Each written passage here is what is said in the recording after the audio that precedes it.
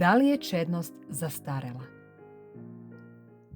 Savremenoj omladini je veoma teško objasniti štetu i pogubnost telesnih odnosa pre braka. Jednom sam vodio razgovor sa učenicima starijih razreda. Posle časa počeli su da postavljaju pitanja. Naravno, najviše ih je interesovao moj privatni život. Gde se studira za sveštenika? Kakva mi je plata? I tako dalje. Također su me upitali kakva treba da bude sveštenikova žena. Odgovorio sam da popadje treba na prvom mestu da bude pravoslavna, pobožna hrišćanka. I drugo, da čuva devičanstvo pre braka, kao i sam sveštenik. Savremeni učenici su se veoma začudili. Pa gde da nađete takvu, zar ih uopšte ima? Savremenoj omladini se čini apsurdnim to da se može i treba čuvati čistota pre braka. A naravno da postoje, hvala Bogu, mladi, naročito devojke, koji čuvaju čednost. U suprotnom ne bismo imali toliko zainteresovanih za upis u bogoslovije i ne bi bilo kandidatkinja za popadije. Sa ispovesti također znam da većina crkvenih mladih ljudi čuva svoje devičanstvo pre braka, iako je duh vremena zapahnuo i pravoslavne. Sadašnja vancrkvena omladina teško može da shvati zašto je to potrebno. Oni misle da je razvrat koji je danas postao norma ponašanja oduvek postojao.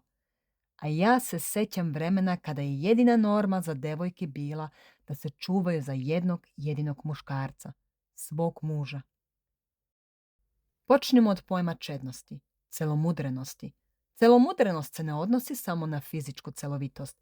Može se telom ostati devstvenik, a u umu činiti strašan razvrat i obrnuto, živjeti u blagočestivom braku i čuvati dušu od greha. Već i na ispravan, celovit, nepomućen pogled na suprotni pol, na čistotu duše.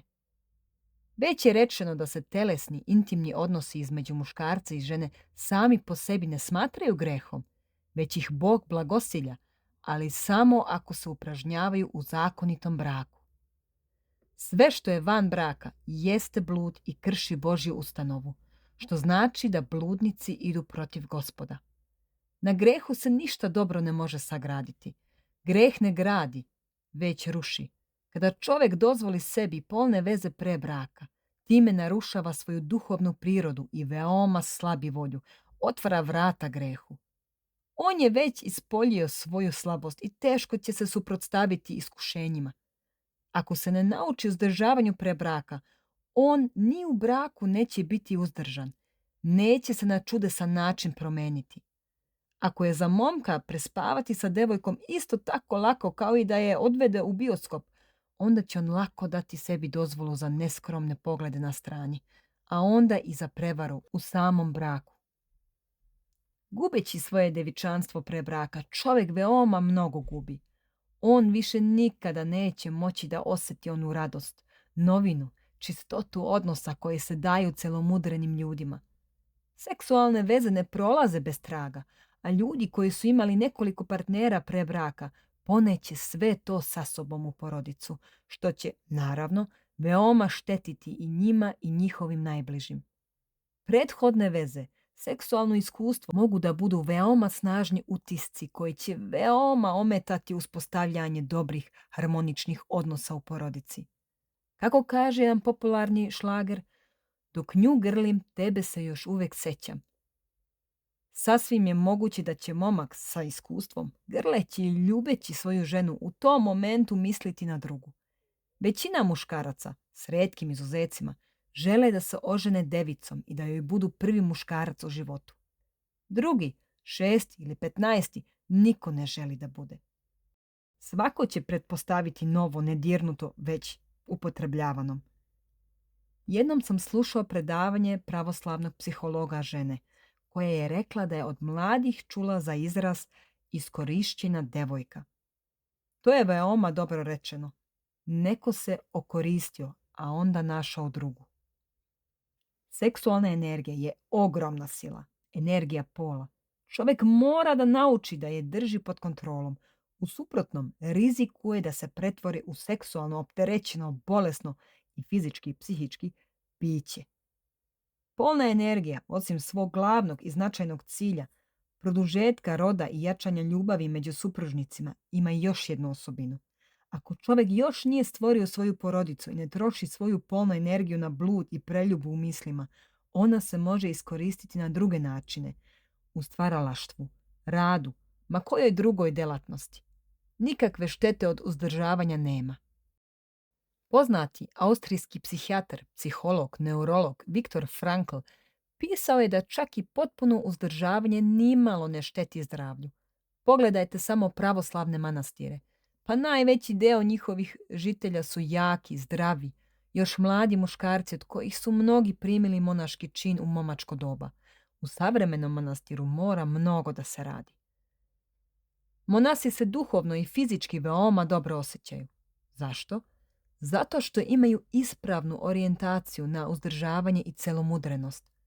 Oni se bore sa bludnim pomislima, ne raspiruju ih. S druge strane, i ljudi koje teže porodičnom životu, tek onda će biti srećni u braku kada nauče da kontrolišu svoje želje, da pokoravaju telo duhu.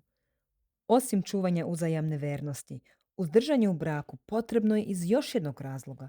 U porodičnom životu postoje periodi kada se supružnici uzdržavaju od intimnog opštenja, za vreme postova, trudnoće, nekih oboljenja. Ako neko nije navikao da obuzdava svoje nagone, bit će mu veoma teško da se uzdržava u braku. Uzgred, nekoliko reči o životinjama. Ženke majmuna prihvataju mužjake jednom u 2 godine u proseku isključivo radi produženja vrste.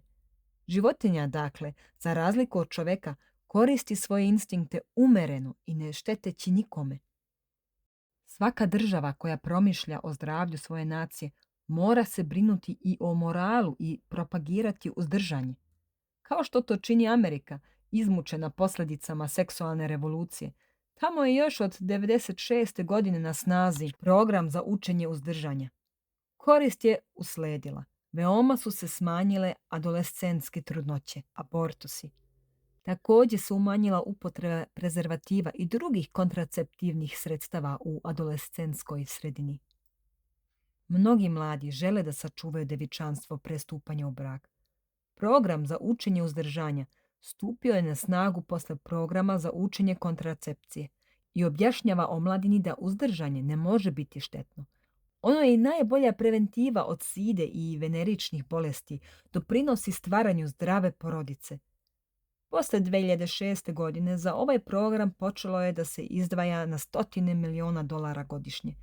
Zahvaljujući ovakvoj porodičnoj politici, Sjedinjene Američke Države imaju u planu da do 2050. godine povećaju broj stanovnika na 350 miliona, a kod nas se abortusi vrše iz budžetskih sredstava, poreskih obveznika, to jest iz mog i vašeg džepa.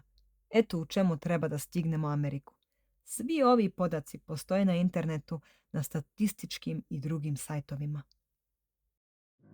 Da izvedemo neke zaključke. Greh narušava duhovnu i fizičku prirodu. On predstavlja prekršaj duhovnih zakona, a ti zakoni objektivno postoje, nezavisno od naše volje i od naše vere, kao i zakoni fizike. Možete da ne verujete da postoji gravitacija, zemljina teža, pa da se, iskočivši kroz prozor s 5. sprata, ubijete ili strašno nakazite. Isto tako, kršeći duhovne zakone, nanosimo povrede ustrojstvu naše duše, nanosimo joj ranu, a onda plaćamo cenu toga. Ako ljudi ne čuvaju čistotu pre braka, ako su se pre venčanja budući supružnici nalazili u vanbračnom odnosu, oni su varali svoje žene ili muževe i to ne prolazi bez traga. U braku i životu će za to plaćati porodičnim problemima i nesporazumima. Znam dosta parova koji su se, ušavši u polne odnose pre braka, veoma brzo upustili u supružničke prevare i ušli u porodične konflikte.